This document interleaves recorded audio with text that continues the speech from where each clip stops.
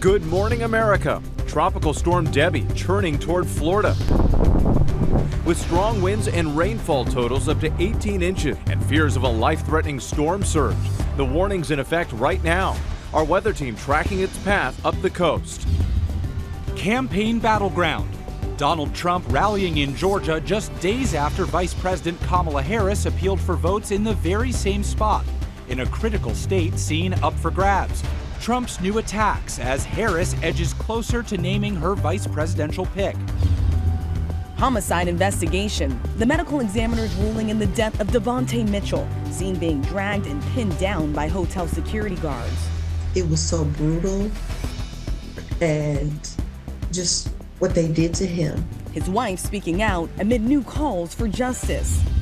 Consumer alert. Hackers targeting your hotel and airline rewards, emptying your account. I realized that 165,000 points have been stolen. How to protect yourself. Summer of streaming.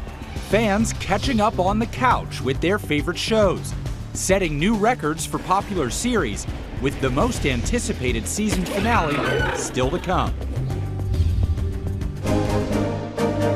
And Medal Mania, the U.S. upping its count in the summer games. Golden Girls Simone Biles and Katie Ledecky doing it again, with more spectacular showings in the pool and on the field.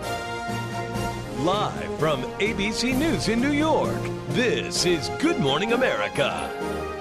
And good morning, America. It's so great to have you with us and great to have Rachel and Will back at the desk this morning. We got a lot to cover here. Of course, the presidential race heating up overnight with Donald Trump campaigning in the battleground state of Georgia at the very same arena where Vice President Kamala Harris held a rally just 4 days ago. At home, economic uncertainty turning to positive news for home buyers. We'll break down the latest decline in mortgage rates and home prices in many parts of the country. But we do want to begin with Tropical Storm Debby bearing down on Florida. The storm picking up steam in the Gulf of Mexico overnight. More than 10 million people bracing for massive rainfall. ABC News' Faith Abubey is in St. Petersburg, Florida. Good morning to you, Faith. Yeah, good morning to you, Rachel. The storm is still a ways from us here in the Tampa Bay area, but we can feel the winds intensifying and the waves getting larger and smashing into the seawall here. And now there are mandatory and voluntary evacuations along the coast as the storm system takes aim. This morning, millions in Florida bracing for impact as a newly formed storm system, Debby, rolls towards the Sunshine State. This video capturing the storm as it moved in on South Florida. The system upgraded to a tropical storm overnight and now expected to strengthen into a hurricane before slamming into Florida's Big Bend region today in the northern part of the state. You can prepare as much as you want, and it just kind of depends on what happens. About 10 million people in its path. Debby expected to drop 10 to 20 inches of rain in some areas, bringing fears of life-threatening flash floods and storm surges forecast to potentially be as high as 10 feet. We are hoping that our luck holds out in that with a direct hit, but again, we have to prepare for the worst. Workers in Jacksonville clearing potentially hazardous trees. The storm is expected to drench more than just Florida. Parts of North Carolina, South Carolina, and Georgia also in its path. Georgia's Governor Brian Kemp activating the state's emergency resources ahead of the storm.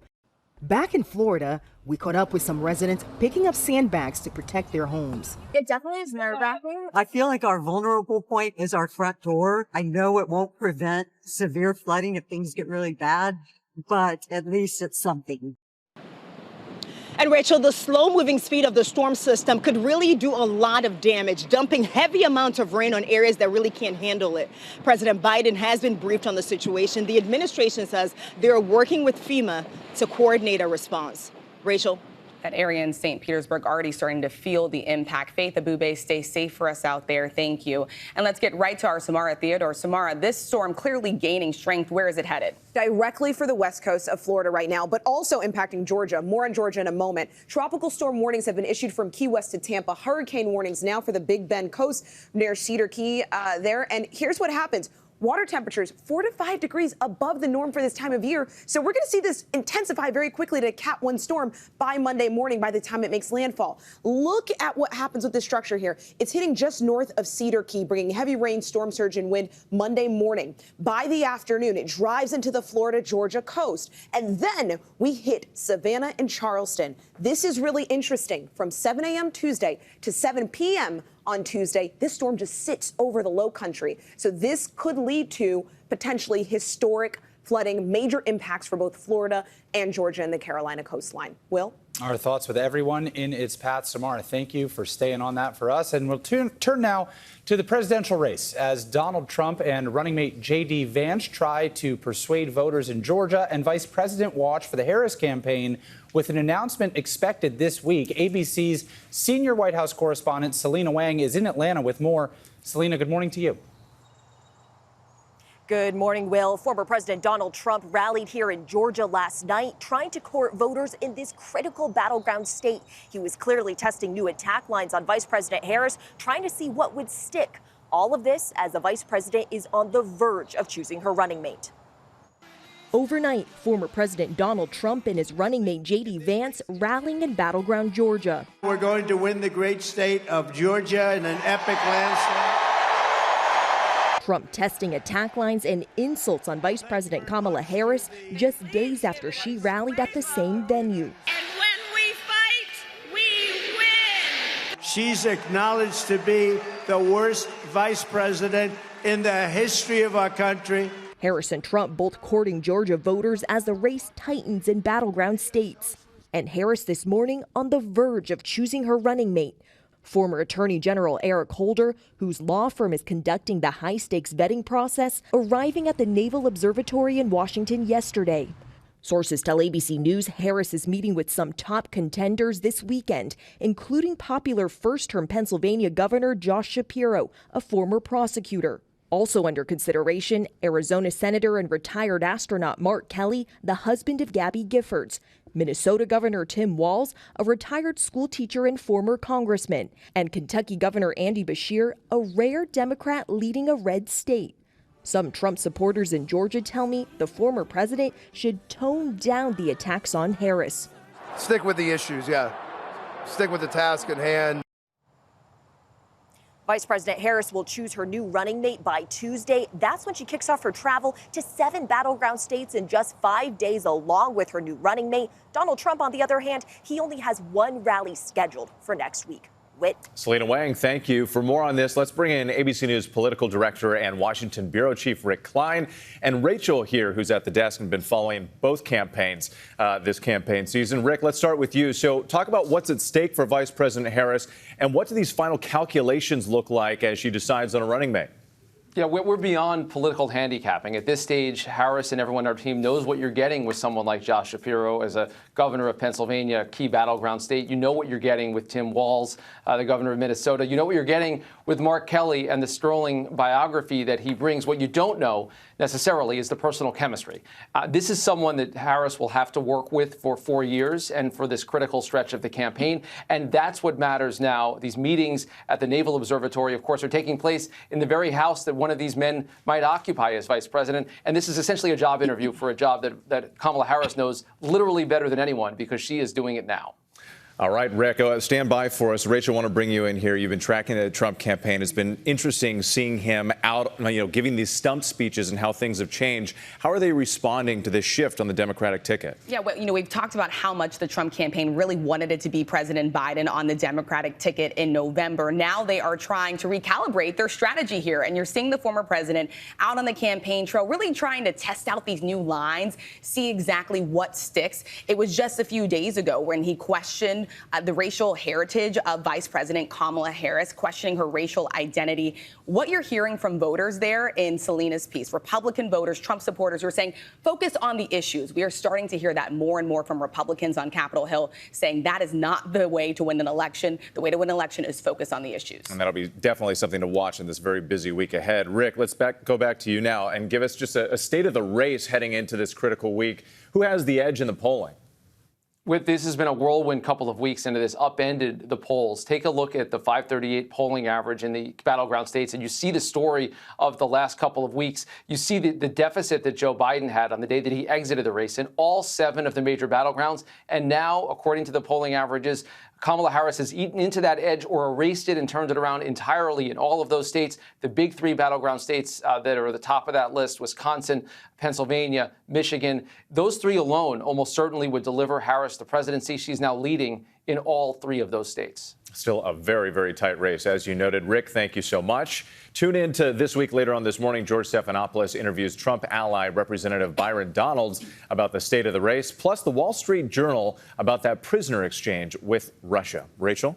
Overseas now, and to the growing concerns that the war in the Middle East could explode beyond Israel's borders. The U.S. deploying ships and fighter jets to the region, and now a new warning for American citizens in Lebanon. ABC's Matt Rivers has more from Tel Aviv. Good morning, Matt. Yeah, good morning, Rachel. This entire region on edge this morning as we know this Iranian retaliation for those Israeli assassinations earlier this week could be coming any time now. A reminder, though, that as the focus is here in Israel, the fighting and devastation continues in Gaza. The Hamas-run health ministry there saying 30 people have been killed in Israeli airstrikes in just the last day, including 16 at a former school-turned-shelter. Israel saying it was targeting a Hamas weapons manufacturing facility it says was operating there. This as the U.S. military assets are moving into position as we speak. Cruisers, destroyers, fighter jets, all designed to help defend Israel against what is expected to be a large missile barrage at the very least. It could be as big or bigger than the last Iranian attack in April, where hundreds of projectiles were fired at Israel. The unrest prompting U.S. embassies in the region to issue alerts. In Lebanon, the U.S. embassy there saying Americans that can get out should get out now on whatever flight they can, and for those that can't, to prepare to shelter in place for an extended period of time. Will? All right, Matt Rivers for us in Israel. Thank you. Back home now to the investigation into the death of a man pinned down by security guards outside a Milwaukee hotel. Part of the confrontation was caught on camera, and the case has now been ruled a homicide. ABC's Morgan Norwood is here with more. Morgan, good morning. Good morning to you, Will. Yes, a really disturbing case here. The widow of Devontae Mitchell speaking out overnight, telling ABC News that autopsy report confirms what she says we see on that newly released hotel surveillance video. And she says that her husband was killed by those 4 hotel employees. And we warn you that video this morning is disturbing. This morning, the death of Devontae Mitchell, the black man seen here dragged and pinned down by hotel staff, officially ruled a homicide. An autopsy report by the Milwaukee County Medical Examiner determining he died by restraint asphyxia and toxic effects of cocaine and methamphetamine. His family says he was having a mental health episode when he frantically showed up to the Hyatt Regency on June 30th. This newly released hotel surveillance video by Mitchell's attorney showing the disturbing moments leading up to Mitchell's death, unleashing another round of heartbreak for his widow, Deasia Harmon.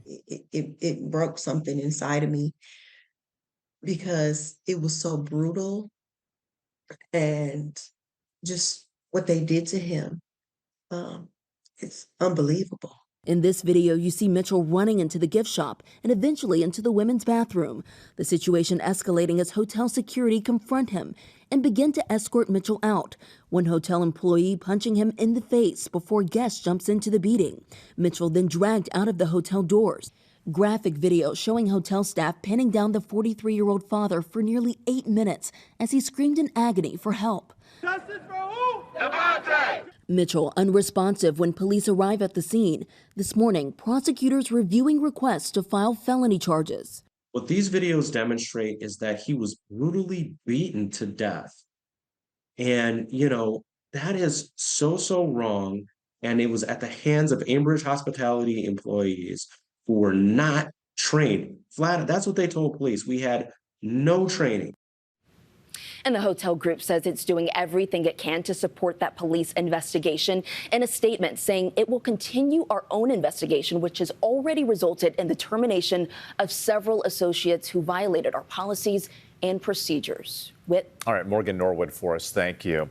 Now to a drop in mortgage rates and home prices in many parts of the U.S., bringing some encouraging news for home buyers. ABC's Reena Roy is here with more on that. Reena, good morning. Hey, Wick, good morning to you. Look, there's no question. This has been a tough year for millions of Americans hoping to buy a home, but things are looking up right now. New data out from Freddie Mac shows that the average 30-year fixed-rate mortgage has dipped to its lowest level since February. It's at 6.73%, and that's down slightly from last week and this time last year. And as we see that drop, we are also seeing home prices fall. The national median list price dropping about $5,000 from June to July. It's now right under $440,000. Certainly welcome news for people who have maybe been recently locked out of the housing market. So if you have the flexibility location-wise, experts say it's best to shop around in certain markets like Austin and even San Francisco, which are seeing those price drops right now. And it is important to note that this all comes after that weaker than expected jobs report last month, with unemployment ticking up to 4.3%. That could give the Fed incentive to cut interest rates, which could bring even more purchasing power for home buyers as we go into the fall. Rachel? Yeah, it could be good news for home buyers. All right, Reena, thank you. All right, it is a huge day. It's been a huge day for Team USA. Simone Biles, Katie Ledecky doing GOAT things, continuing to shine, racking up the gold medals. And ABC's Ines de la Catera is in Paris covering the games for us, and she joins us with the latest. Ines, good morning to you. Good morning, Will. And you could argue Saturday was the biggest day of the Paris Games so far. So many events, so many big names competing, everyone from Simone Biles to Katie Ledecky, who I got to see last night. That was incredible. Sha'Carri Richardson also making an appearance, all of them competing for gold. This morning, two of America's greatest outdoing themselves. Simone Biles and Katie Ledecky adding more gold to their extensive collections. Just off her historic win in the all-around, Biles dominating in the individual vault competition. Up against her top competitor, Brazil's Rebecca Andrade, the pressure was palpable. But after landing a massive 15.7 with her eponymous Biles 2, the most difficult vault in women's gymnastics history, the 10-time Olympic medalist proving why she's the greatest of all time. Not many people in the world can do it to this level, so it's just kind of like, once we're out here, the floor is our stage, so it just feels so freeing for us. And when asked if this is the last time we'll be seeing her vaulting in competition, Biles saying, you know, never say never. Teammate Jade Carey with one of her best vault performances, winning bronze. On the men's side, breakout star Steven Netarosic also scoring a bronze in the pommel horse. In the pool, finishing her Paris run strong, Katie Ledecky racking up another gold in the 800-meter freestyle, solidifying her position as the most decorated American female Olympian. Her family elated. Coming into the 800, I just felt a lot of pressure from myself, just from my history in the race, and I knew going into it that it was going to be a really tough race. Fellow American Kate Douglas winning silver in the women's 200-meter individual medley, and in swimming's mixed medley relay, Ryan Murphy, Nick Fink, Gretchen Walsh, and Tori Husk combining their talents for the gold, setting a new world record. On the track, Sha'Carri Richardson with a shocking second-place finish in the women's 100-meter final, the gold instead going to St. Lucia's Julian Alfred, the country's first Olympic medalist. Meanwhile, the women's soccer team winning against Japan, clinching a match against Germany in the semifinals.